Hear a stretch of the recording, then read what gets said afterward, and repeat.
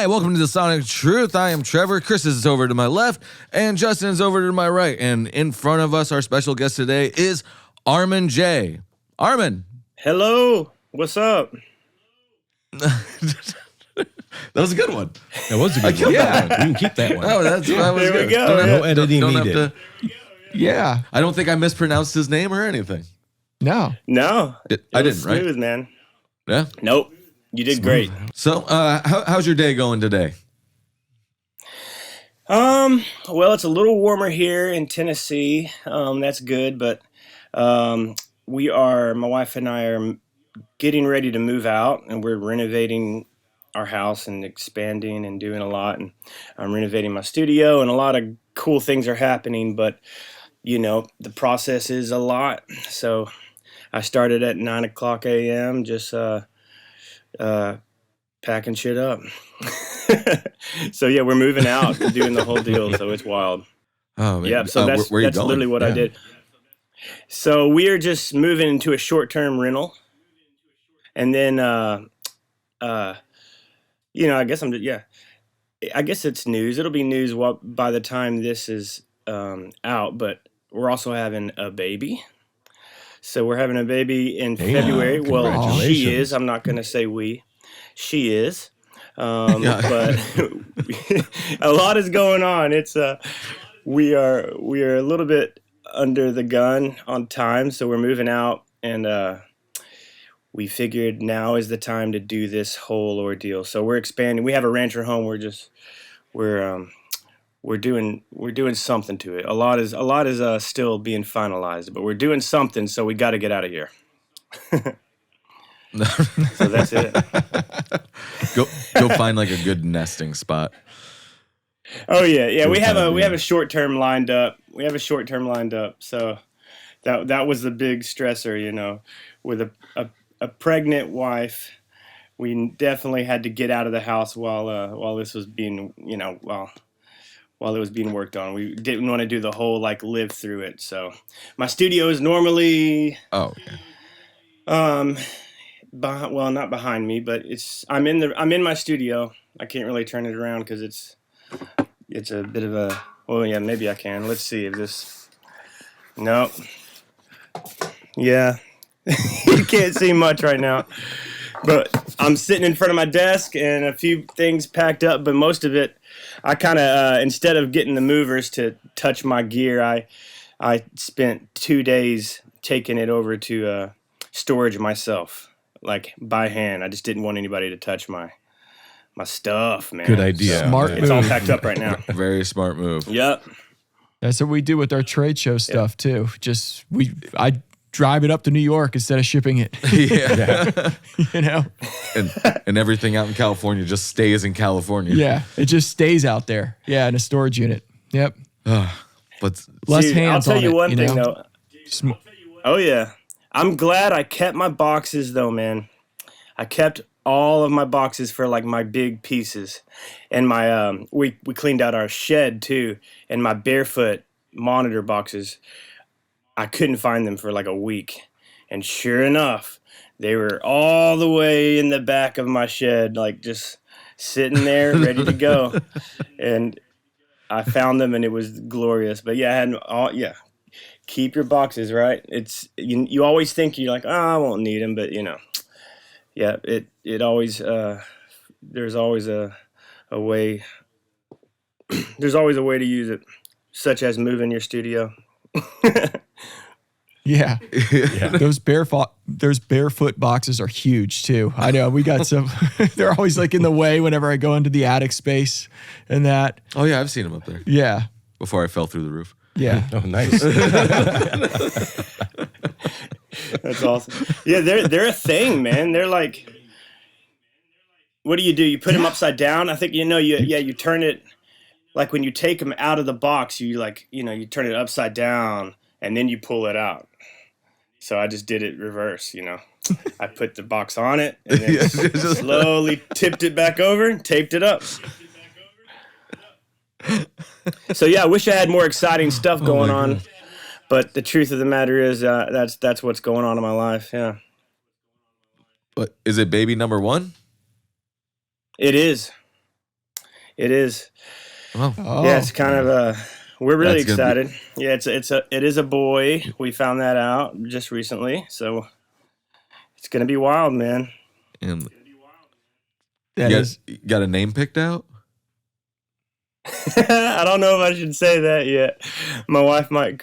Oh, okay. Never mind. All right. Well, We do have a name. Yeah, we do have one. This is picked where out, you but break all the news. I better not say, just in case. No, yeah. Keep that. Well, let your wife announce that one. Yeah. I know she's already probably like, "Damn, you're just telling us. You're telling the world what we are doing right now." But it's kind of hard not to. It's like, I mean, I'm not. I'm mixing at night. I am mixing on this little mobile rig I have. I still have like my Apollo Twin. Like I use that just as like normally just a controller. I have that, and I have my Neve headphone amp, and it's sitting on a guitar amp right now in front of my chair that I have in my studio still. And that's it. And my Mac. And like 4 hard drives. Or 6 hard drives. Yeah. A lot. Yep. So that's what I kept out. Yeah. But I've gotten used to it. I've been on the road with a Dashboard. We've been out. We were out since June, 4 months. So I got into a really good groove with mobile mixing for the first time. You know, I always kind of hated it, and just it's all about finding the right spot. I figured it out. Like, you can't mix on a bus and expect your low end to be right. So I just find hotel rooms, and yeah. So I'm. It doesn't really feel that different right now because I've been doing it since June. But I was really looking forward to coming home and doing my thing here in the studio. But it'll be worth it. The end game is going to be worth it. We're just expanding my studio, and I'll be able to finally fit like an upright in here, and we're having French doors where clients can come and go, and just trying to make our life better in every other way when we get this kid, man. No, he lives in the same neighborhood as Stillman. Oh, neighbors. He's I'm like, in Franklin. yeah, right up the road from Oh, Stillman. no shit. Yeah, we just had Stillman on not that long ago. That's what he was saying. Yeah, Jacob's a cool dude. I was gonna say the reason why I ordered a Opto comp with you guys is because he came over. I've always wanted one, of course, but and you know you're LA 2A, but he came over and he was like, we were working on a song, and you know I use your 76 a lot, you know, the blue one. I use it all the time, even tracking, and I had that queued up, and that was pretty much it. And it was running through my Burl. But he was like, you know what I typically like is, you know, the LA2A, blah, blah, blah. And so we threw it on, you know, I just grabbed it from, you know, the Apollo and threw it on, and tweaked it. But when he left, I was like, it's time to get one. You got people asking for it, man. Once they start asking for it in the studio, it's like, all right, as long as it, and that's what's awesome about you guys.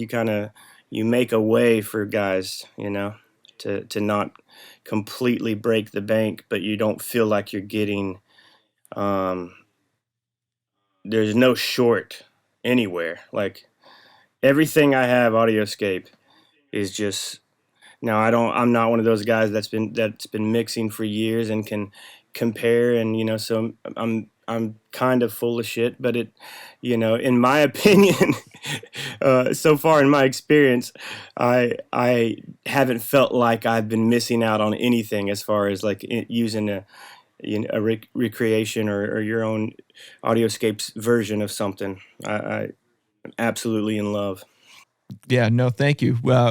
We appreciate it. And yeah, there is no cut corners as far as the components go, and building in small batches. I know sometimes, you know, people get a little upset if there's a short supply on things, but it's because we are using these rare parts that are older. So, you know, by using the new old stock tubes, sometimes we're like, oh crap, you know, we're out of 12AX7s for the, you know, for the Optos. we can't sell any this weekend or whatever, or just wouldn't be responsible to do that, and then make people wait a long period of time. So yeah, it's important to our goal has always just been to working class, anyone who's in it, just making music that matters, they can afford these tools, and for maybe a little bit more than a plug-in or whatever, so that's definitely that. And also the joy of hardware is like you have your own piece that's your own unique sound, not just if you use a plugin, maybe they model one thing that's cool or whatever, and then it's everyone always mentions that as you start stacking them up, it starts to change. It's different than just using the hardware. So no, that's cool. What AudioScape pieces do you have currently in your studio? So I have the 76A, and I have the bus comp. I have your G series. I feel like I have more, but I guess that's it. And the Opto's on the way. So I don't have a ton, my setup's still quite simple. I have that. I have a Burl. I love my Burl converters. I have a stereo pair of BAEs 1084s that I love. But my first piece of gear was the AudioScape bus compressor. And I feel like that was when I started. To me, I know we've heard this before, but like that gave me the opportunity to learn compression in a way that I didn't, or understand and go through trial and error in a way that I didn't know before, So it kind of just, once I bought that SSL, I was hopeless. I knew I was going to start racking up gear and go down that road, but I personally love it. It kind of just, it behaves differently than a plug-in, obviously, but there's a tangible thing with it, and you can argue back and forth the plug-in versus hardware thing, but like at the end of the day, the truth is it's helped me make better recordings, like absolutely hands down. It's helped me make better recordings and mixes. So there you go. Yeah.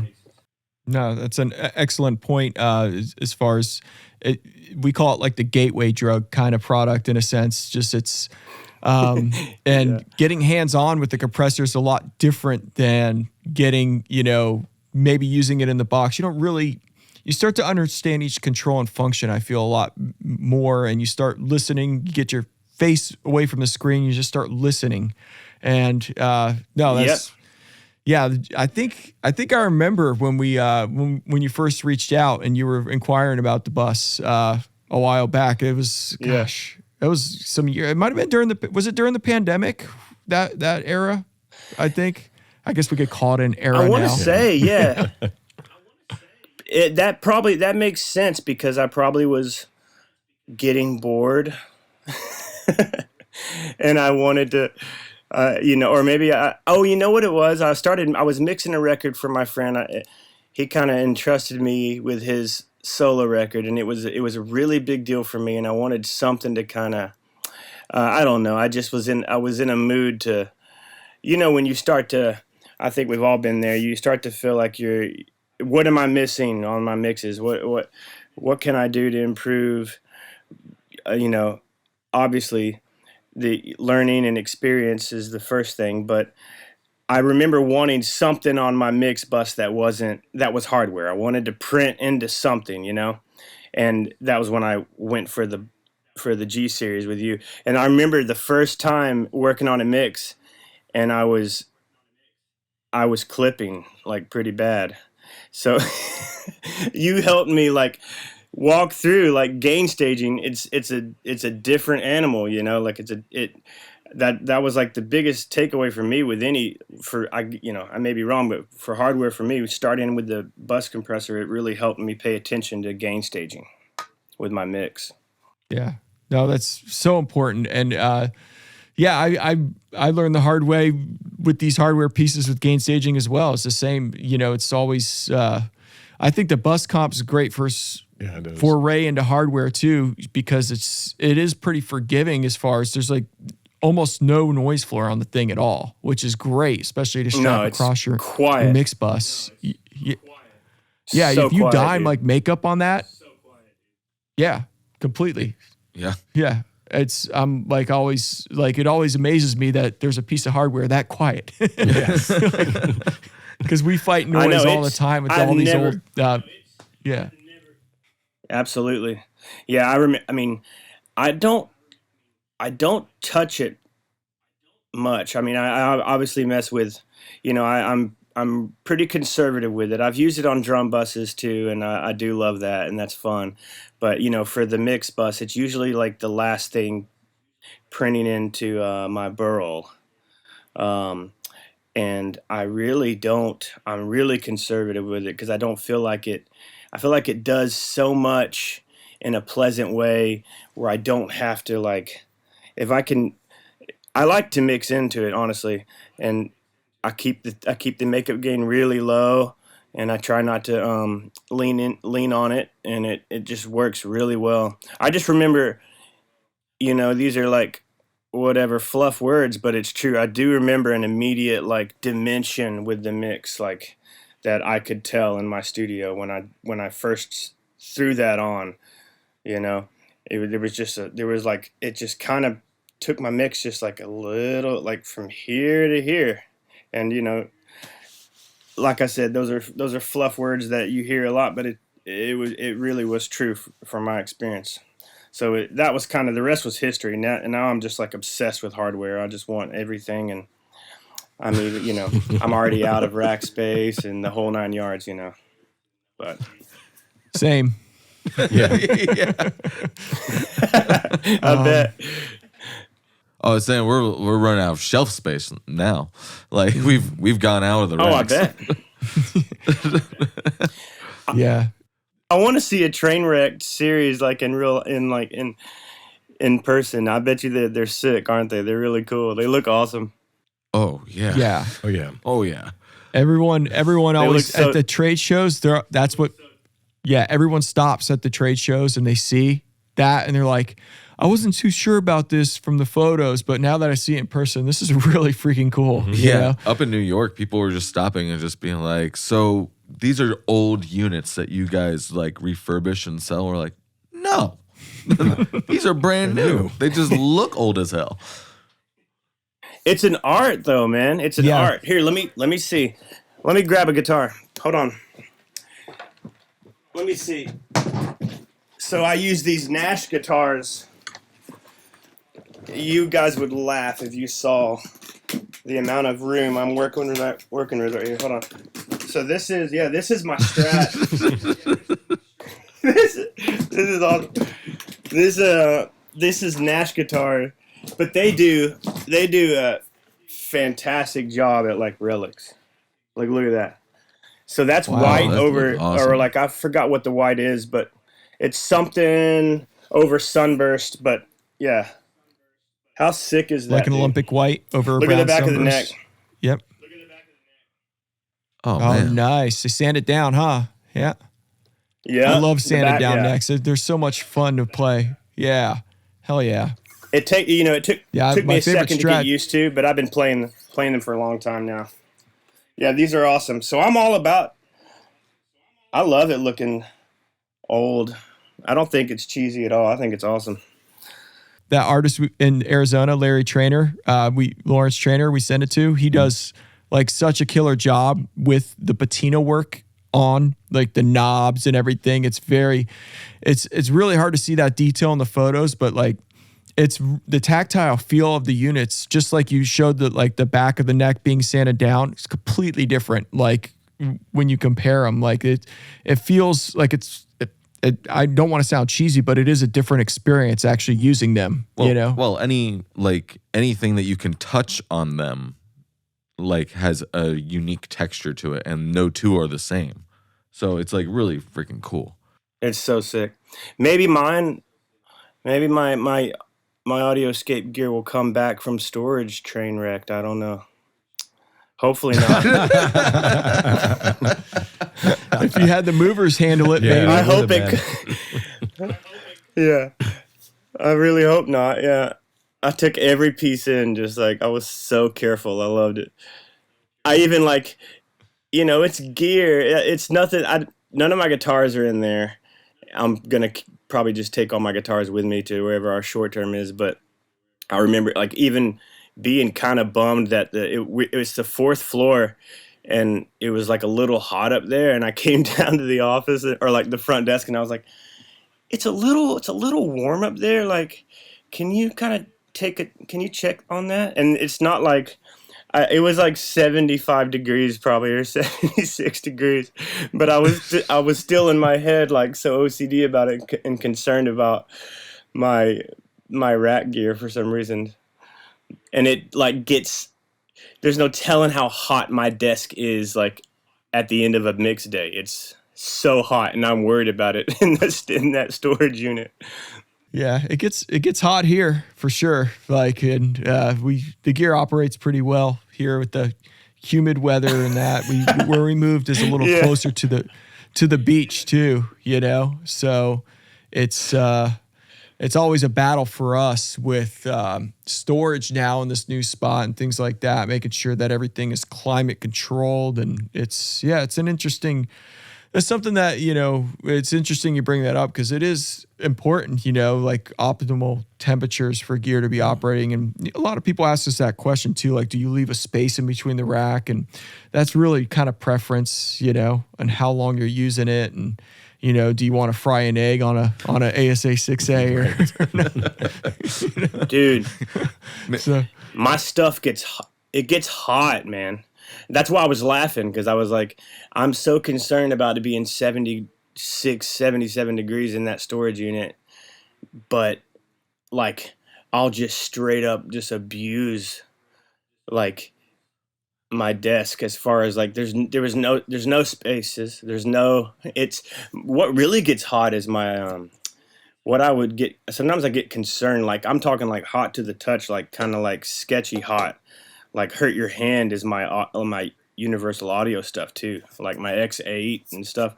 So with the new studio, I figured it is definitely time to get a bigger desk before I get all set up again. So I'm in the market for that too. I'm honing in on a few different ones, but it is important to have some space for stuff to breathe for sure. Have you seen Gustav? Tell me. Well, this is a Gustav. This desk. Oh. Right here. And we sell session desk stuff on our website, and there's literally all different sizes and everything. So you should go and check them out. Like we just we were over at Studio Zine in Germany with them, and then they came to New York with us over at AES, and they'll be at NAMM with us as well. And yeah, they're just great, like a great company, like, and they're great people. Like that's the whole entire thing with AudioScape. Like we make sure that everybody vibes right and everything, and like everybody's just cool. Like anybody that doesn't vibe, they're gonna find their way out. But Session Desk is the same way. Like they just have a great vibe about them and everything. So you'd be supporting like just an all around great company. they do custom stuff too. Yeah, they do custom stuff too. Yeah, so I'm so glad you said that. Yeah, you know how you get set on one thing. I don't know where I'm gonna end up. I've been looking at. I hope I say it right. The Zauer. I have a Zauer Miza 88. That's what I have right now, and I've been looking at the Danger Fox ones, and I definitely need to sit down and check out the Session Desk one. I forgot that you guys have that stuff on your site, or you partner with them. That's cool. Yeah, we partner with them. They're helping us actually sell in the EU as well. So we could finally the EU, the drops with the EU with what time we did it would always be like super late Like what? They're 6 hours ahead in Germany. Some people would be like, I gotta set 3 my in the alarm for 2 a.m., 3 4 in the a.m. morning. Yeah. Oh man, it's 5 a.m. where I'm at. Are you sure you can't do it earlier? Yeah, I'm sure. Gotcha. Take your name. So, Yeah, take your fi- man. that's so, where I just- so it's finally getting them and taking care of them, you know, like it's finally, you know, we want everybody to be able to get our products. So they shouldn't have to set an alarm for 2 a.m., 3 a.m., you know. We got to respect people's time. It's kind of fun though. It's kind of fun. Yeah, a little, but the emails aren't. Yeah, right. Yeah, until you get yeah, that makes sense. I don't know. Yeah, I talk a good game, but I don't know. If I had to get up at 5 a.m., I'd probably be bummed, I guess. Yeah, for sure. I get it. Doesn't Chris get up at like 5 or 4 every morning to go write? I'm pretty sure. Dashboard? Yeah, Chris. I'm pretty sure that's what he does. Like he wakes up at like 5 yeah, a.m. man. just to write for like an hour. He's a machine though. Oh yeah, dude. I'm like, I'm always like, He is. like when he was doing multiple bands He's- at once, I I was like- like, nope. But Yeah. oh well, I was He's- gonna ask you, like, how did you he's- actually get involved with them? So Chris lives like a mile and a half from me too. So I used to live in this townhome. My wife and I, like one street over before we bought this house, and I was doing the whole licensing thing. I have a solo music thing, and I was working with a guy named I still work with him a lot. Really good friend of mine, John Howard, and he used to play in Paramore, and he was at a party. He produced my second solo album. John did. Anyway, he was at a party, and Chris was there. It was here in Franklin. Someone's like 40th or something like that. And Chris just brought up, hey, if you know any guys, we're on the search. Dashboard's ramping back up. We're doing a tour in May. This was in 2015. And he said, if you know anybody, let me know. And John texted me and said, do you want me to throw your name in the hat? And I was like, go for it, yeah. And sure enough, like after that, like a half hour after that text, Chris texted me and said, hey, blah, blah, blah, this is Chris from Dashboard Confessional. I hear you live in Franklin, and I've heard good things, blah, blah, blah. Would you want to come hang out? And would you want to talk? And I was like, yeah. He was like, what are you doing today? And I was like, nothing. And he was like, can you come over? So he gave me his address, and I drove over there, and it was like, yeah, like literally I'm like 2 miles from here. And it was kind of a slow start, a little awkward, and we didn't really even, like, there wasn't much of a buffer. He just was like, I think he was like, it was later in the day, and he already probably had like, well, maybe the text. Let me go back, because that's not adding up. The text was probably the day before, if I'm being honest. Anyway, details. But anyway, he was like, let's just play some songs. And I've always, growing up, I was in the emo thing and listening to all that, and I knew Dashboard, and I knew the songs, and I had them, I never like covered them or anything, but I was in a band a long time ago that like we just loved Dashboard. We loved Further Seems Forever. We loved all of that. So I knew like most of the songs just kind of like naturally, and we started singing Screaming Infidelities, or he was playing and I just kind of just played along with him. I don't even know what I played, but I started singing harmonies with him, and that's when he was kind of like, oh, okay, this is going to work. And then the rest was history. That was in 2015. He was like, do you want to go on tour with Third Eye Blind, and you want to play this summer? And I was like, hell yeah, let's do it. So and then fast forward to 2023, just been doing it. That's amazing. No, that's really cool.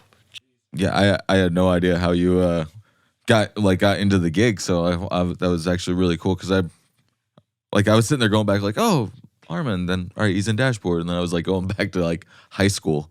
And I was like, was he there the whole time? So I guess but I know Chris would do it solo sometimes or with a full band sometimes. So no, I guess I'm going on almost. I round up everything. I always round up, like I say I'm 40 and I'm 37 and my wife makes fun of me. I don't go that far, but for like the last 2 years, I've been telling everyone I've been in Dashboard 10 years. And then I think I finally realized, I think it's like 8. But I've been saying 10 years for like 2 years. That also has to be kind of insane. Like your first tour going out with like Third Eye Blind. Like that's pretty cool as like a first like experience. Like, hey, we're gonna break you in by taking you out with Third Eye Blind. It was really fun, man. I do the solo thing still, and I was touring on that end, and I've been touring for a long time, but never really did a lot of like tour. I did only a few tours in a bus, with different bands, but nothing at the level of Dashboard. So when I joined Dashboard, it was definitely a treat. And then you get older and you just find dumb things to complain about, and it's so easy to forget. The road can be hard, but it's also like kind of like vacation too. Yeah, can see that. I mean, that's what I kind of like used to play in bands like we all did. I think I kind of miss that about being like in a band where it's just like, oh, cool, this is kind of like a break from reality. Like we don't have to grow up right here. Yeah. Yeah, it is a weird mind game, and you get like in a groove, and with Dashboard, being in a bus, a van is a totally different ball game, and it's way more brutal. But with Dashboard, like the band, like you got a crew. It's so funny. Like I still like I call them stress dreams. I have a whole album about it, but I have a stress dream about. My point is, before I say this, is the road is. It can be easy, even though it's hard to be away from people. You don't have to do a lot of work when you're like a player. It's just the truth, and you kind of get spoiled, and you have people set your stuff up and whatnot, and you have a crew. But I still have a dream. I have this like reoccurring dream that I'm on stage, and I'm like everybody's waiting for me to play or to start. And I'm like my guitar cable is like tangled up, and my in-ears are like tangled up, and I don't even like run. I'm wireless, and I don't have to deal with that at all. And our guitar tech hands me my guitar, but I still have that dream to this day. I'm either late to the stage, or my shit is all tangled up. And everybody's like, "Come on, let's go!" And I'm like, "Hold on, I gotta untangle my guitar cable." So that's a side story, but man. Yeah, it is. It's fun, man. But it does get harder and harder being away from family, and that's the hardest part, obviously. Like and as we get older with kids and everything, it's a big commitment on that end, and it's not always easy when it comes to that, but. Yeah, I'm still grateful. I'm still very grateful. You started really getting into recording, like I guess like your studio and building that. You said like around the pandemic. I know you've been doing solo records for a while. How did you started? You talked about it a little bit before with the bus comp, but how has that kind of evolved? I guess since you really started getting your first hardware piece and your whole studio setup and that whole process of recording yourself end to end from like, just setting up a mic to, finishing a mix and releasing it. I think that's something that even a lot of people we have or a lot of artists don't really do. Yeah. I mean, they do now more, nowadays they do that more, but end to end, they don't really do that. Like still a lot of them, I feel like. So, it started actually like in 2015. that's when it started. Actually, around the time I joined Dashboard, I started like dabbling in it, and I had a little room in my my townhome. But I was just, it was really for demos, you know, and like work tapes, right?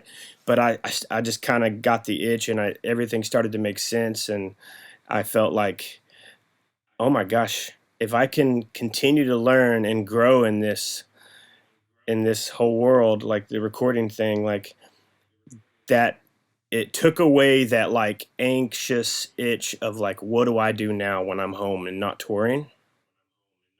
And so I kind of latched onto that and just like became pretty obsessed. And I still wasn't recording myself like full on until my third record. A few things fell through. I had two producers lined up and it fell through. And I finally just got to the point, this was in 2018, where I made the call, and I was like, you know what? If I invest a little more in some gear, let me make sure I get a good mic. I had like a 103, and I had an Apollo, and I think I didn't even have the X8 yet. I don't think. Maybe I had my bigger X8. I don't know if I did though. And I just committed full on to making this record start to finish. But I knew I didn't want to mix it. So that's still like my rule. I try to stand by. If my vocal is on it, I try not to mix it if I'm releasing it, like solo stuff.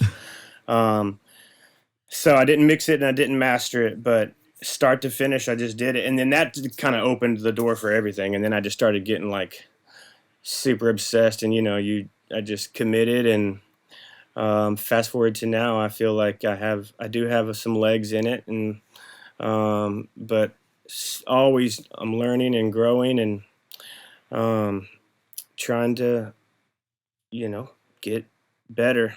And I try not to listen to the whole imposter syndrome thing, because I know a lot of artists and mixers, and we all kind of deal with that. Like, am I good enough to do this? Do I know enough to handle this? Like, can I have an actual conversation with two guys like you guys about gear? Like, maybe not, but I've already committed, and I've spent some money in there in my studio, so I'm gonna keep trying.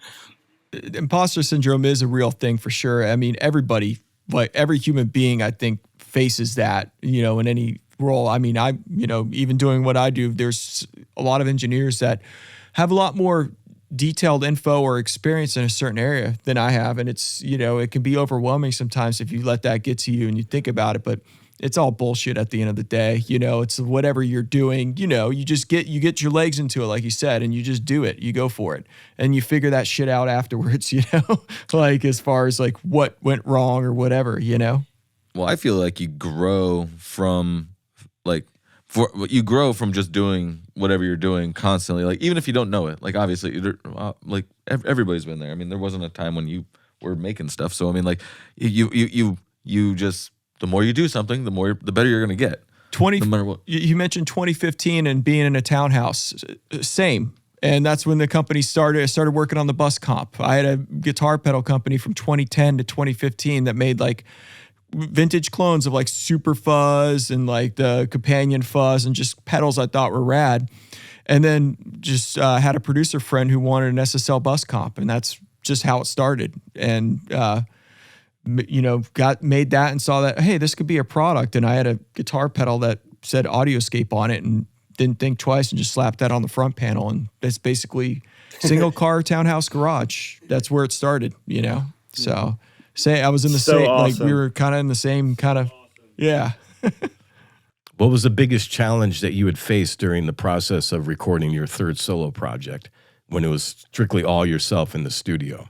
So I did the last two, and the second time around was a lot easier. But like one thing I would get really hung up on was recording acoustic guitar, because I got into the weeds, and I would record, and I had my hand right here, and I would get as close as I could to the desk, and hitting. I would even set up like the Logic remote. I use Logic, and I would do that on like an iPad.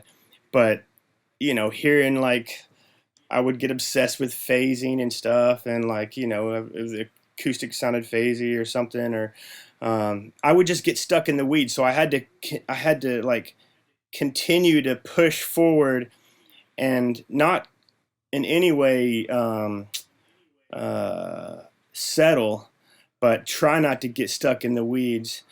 I probably got more stuck in the weeds the second time around, but I guess I had a little better idea of what I was in for. So I at least had I wasn't going in circles. But that was probably the biggest challenge. And just like recording vocals, obviously, like, I would just get absolutely mad. Like record like the same word or verse, like over and over. If I heard like mouth sounds, and my mouth would get so dry and I just had water, and I would be recording for like 14 hours a day. And thankfully I had to give myself a deadline. That's like this. I was like, this is the only way I'm going to finish this. I gave myself a deadline to turn in to Zach Hansen. He's the guy who mixed it. And that's what caused me to like actually finish the record. So I did it the same way the second time. I gave myself a deadline.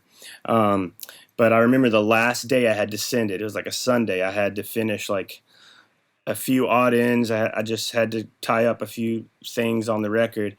And I woke up and I just cranked Queen, Under Pressure. And I just played it so loud on my barefoot monitors and just got going throughout the day. And sure enough, by midnight, I sent him the mix, all the tracks, and he was like, cool, can't wait to dive in. But like, he wasn't saying you have to have this by midnight, but I created that deadline for myself. So that's how I was able to, that's why I finished it, What a great song to put on for motivation too. Seriously. It was so good. I was like, do, do, do, do, do, do, do. Yeah, it was awesome. It was so good. Going back, cool. I know I'm sure we're out of time, but I was going to say, it's funny, like the imposter thing, like the first like full record I mixed for someone, I really dealt with that big time. It's a friend of mine. He actually produced my first record, but I really struggled the whole time, like with believing him that he was going to like use it. And it was going to be something he was going to release, because I just couldn't. It's a guy named Joshua James. I really admire him, and now we worked all the time. We work together. He'll send me stuff to mix, and he's a killer producer. He lives out in Salt Lake, but it was just one of those things. It was one of his records and he was just like, you know what? Why don't you give this a shot and let's just see what happens? And that's how I experienced like going through notes with a client and going through like the whole deal, and having the pressure, but kind of showing up, and it ended up working out for me, But he taught me a lot, in his own way. Because he's not only just a solo artist, but he's a fantastic producer. So his notes aren't like this. My vocal sounds blue, or it's not like that. He's like, hey, cut out a little 400 or 500 right here, on the whatever, because it sounds muddy or something like that, So he could help a lot when it comes to that. But he taught me a lot. But the whole time I just did not believe him. And then he actually sent me the master, and I was like terrified, because a guy named Gavin Lurson Mastering, I was absolutely terrified he was going to like send this to me, or I was going to get a phone call from Gavin, and it would, and sure enough, no questions, nothing. It worked out. He mastered the album, and he released it, and I was just like, oh, I guess that's how it happens. I don't know what happened, but it just happened. I remember sending him an email. I was like, hey, if it's a clipping, or if it's hitting, I tried to keep it -1 dB, or, on the mixes and everything. And he was like, whatever, man, it sounds awesome. I mastered it. It sounds great. Something like that. Now, when you said Zach Hansen, you mean the guy from the band Hansen? No, I do know him. I thought you were talking about that, because I was like, I didn't know he mixed stuff. This is Zach Hansen. He's a mixer from Wisconsin. He's awesome. He kind of comes from the Bon Iver camp, and he mixes. He's mixed a lot of great records. He's super creative, and yeah, he definitely has a thing with his mixes, man. He's just I absolutely adore everything he does, and I'm like super happy with him. Yeah, he's awesome, man. So not the bop Hanson, Trevor. No, those guys are great though. Those dudes are so talented too. Dashboard knows them really well. Chris knows them really well. Those are great guys. Yeah, I met them a long time ago, and the pianist kept asking me like, "Hey, you got another cigarette on you?" And I was just like, "What?" Like it was back years ago, like 2009, maybe. Like when I talked to him or when I saw him. Oh no, they make some good music now. Like if you can get past the bop thing, I mean, like it's cool that they had that kind of success, but like the stuff that they make now is really, really freaking cool. Oh, dude, so much talent there, man. So much talent. It really is. I really hope I haven't talked too much, guys. It should be illegal for a family to have that. No, you're good. No, you're good. No, it's just great to connect. Good. And I think you're right, though. You're right about going back to imposter syndrome. Everybody just gets in their own head so much with that. And like, if you just stay busy and just keep working, it's, that's, I think, the best cure for having that sort of mentality of like, am I doing this wrong or whatever? You just forge forward and you just keep working, because it's real easy if you start overthinking things and, oh, this sucks, or, why am I, going to go do this, or, why, I'm not good enough to do this, and these kind of thoughts. Yeah, I think that's just a normal thing. It just, man. Persevere. Definitely. I wake up every morning and go, we're going to persevere. We're going to persevere through today. I say it right in my head. It's just not out loud. So you have any fucking dyslexia, man? I'm telling you. Any questions you want to ask? That's awesome. Our guest? Oh, like crazy ones? Yeah. Keep them short and sweet. Do you want to do a speed round of just like weird questions real quick? Yes. Let's do it. Okay. All right. What's the worst advice you ever given someone? Like complete dog shit advice. Dog shit advice. Oh, I don't know. Oh gosh. And like you knew it. I can't. I must not be a good friend because I can't think of any advice I've given anyone that I don't know. What is some bad advice? Well, probably out like there is suffering because of you right now. Vaping, maybe telling my friends to vape and stuff instead of smoking cigarettes. Oh, that's a good one. That's kind of solid. That's solid. That's solid. I'm like, you'll feel so much better.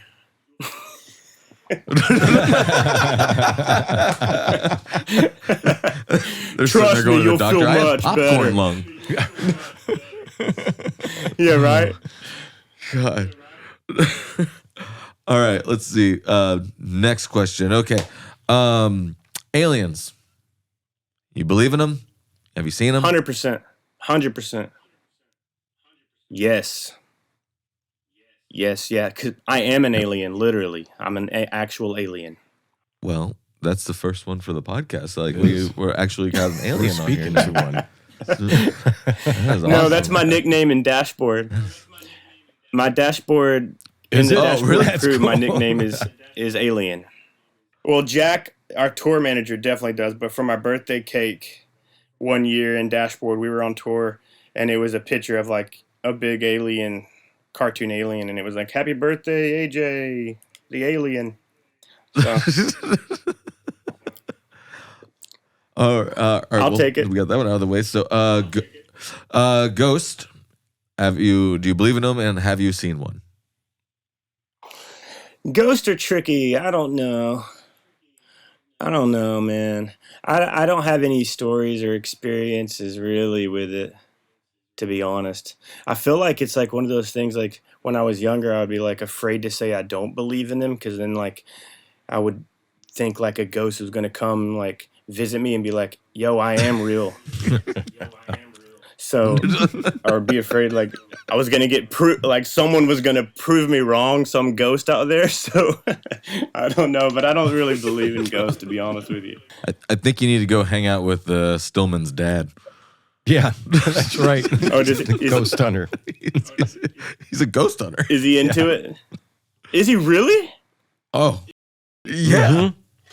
Full on. Full on, yeah. He goes and apparently that's what he does as as a hobby, I guess. Dang. All right. Okay, Jacob. Yeah. That I and don't know Star what to Trek Online. So That's awesome. I mean, that's awesome though. I'm definitely gonna ask him now. Now I'm very intrigued. I hope, as long as Jacob doesn't freak me out with like stories, I'm not into it, man. I don't know. I don't need no ghost to prove me wrong. I'm cool. We're good. so you didn't see one when you were in St. Augustine up there a few months ago? Yeah. I mean, I will say I was in like some weird hotels recently in Europe that I kind of thought were haunted. If we're gonna get, yeah, it could be a thing. It could be a thing. I don't know. Maybe I'm kind of creeped out by that. So Maybe. I mean, if you can't really talk about it, doesn't that show like you're like afraid of Yeah, it? You know. So, all right. How about what is your favorite like batshit crazy conspiracy theory that you're like, that one's fun? That's a fun one. Oh, I don't know. I'm not really a conspiracy guy. I'll be honest with you. I don't know if I have anything I care about enough to be like that's a conspiracy. I'm also really trusting, like- and sometimes that can be. I don't know. What's a typical answer? Well, I mean, like typical answer. So like some people think like flat earthers are fun. Like that's like a fun topic, or hollow earth is a fun topic, or my personal favorite one is birds not being real and they land on telephone poles to charge and they're just government drones. I have heard that one. Yeah. I don't know. It just doesn't make sense. No, I it's can not be supposed to pretty- make sense. You're just like, that's fun. I can be. My wife will say I can be like I take things way too literal to like get involved in conspiracy theories, but I can be pretty atypical. So my head's just like, no, my dog just brought in like a live bird in his mouth. They're real. They're for sure real. Yeah. My dog has ate 3 birds. He's a little Italian greyhound, and he is absolutely he'll go savage on a bird, like eat it alive. He ate a bird alive in front of my wife, and he's like 9 pounds. Oh. The quick little bastard. My dog's like a $120 and brought me a possum. I was like, no, dude, bring that thing away. Have I had any? I do have some thoughts about the alien stuff, but other than that, yeah, I don't really have any batshit crazy conspiracies. Well, I don't think. Do aliens fall under conspiracy theory anymore? Ever since like the government's just been like, yeah, they're here, and then you have people who are like, well, you told us not that they weren't here before, and it's like, well, they are, and it's like, so do we trust what you say now, or do we trust what you say before? So there's a lot of people that think like that now. Yeah. Yeah, But I don't know. I think they're here. I think they're here. You said that we're talking to one. Yeah. no, yeah. In all reality, I do believe in aliens for sure. I think there's no doubt, dude, in my mind. Oh yeah. Well, I mean, that's pretty much all I got for you today. So on the crazy questions, I don't know. They're not really that crazy, but about this, fine. I'll do one awesome. final one because it's a fun one, and everybody likes this one, which is if you had to pick a song that would start playing every time you walked into a room and everybody could hear it, what would that song be? And you cannot change it. You got to pick it, and then that's it for life. So No matter what happens to that artist, what happens with if they get called out and they have to sit there and hide from the world, you still have to have that song play. Let It Be, the Beatles. All right, see, that's a good one. Yeah, that's a great one. Take that one.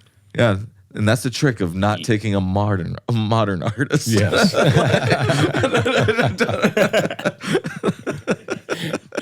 Always go with the that classic. would be it for sure. All right. Well, it's obvious that you have watched many of these episodes. So how about this? We're just gonna do our sign off, and obviously you've watched this before, so do our famous sign off that everybody does. I have no clue what it is. Perfect. We don't have one. Okay, good. No, thank you guys for having me, man.